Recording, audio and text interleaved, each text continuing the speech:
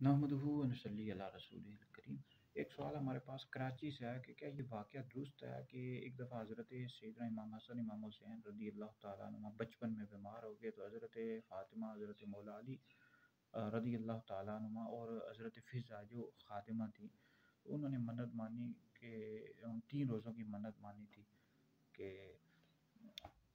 اگر یہ ٹھیک ہو گئے تو ہم 3 روزے رکھیں گے۔ تو پھر حضرت سیدنا امام حسن امام حسین رضی اللہ تعالیٰ عنہ ٹھیک ہو گئے، تو انہوں نے 3 روزے رکھے، اور ایک دن ایک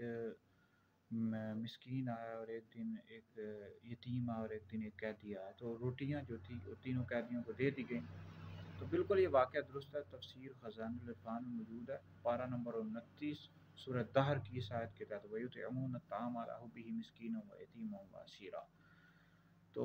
یہ شان ہے اہل بیت کی، اور حضرت سیدہ کائنات حضرت فاطمہ رضی اللہ تعالیٰ عنہ کی، مولا علی پاک رضی اللہ تعالیٰ عنہ کی۔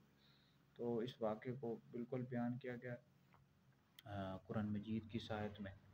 پارہ نمبر 29 سورہ دہر میں، اور تفسیر خزائن العرفان میں مکمل واقعہ موجود ہے، اس کو بیان کر سکتے ہیں۔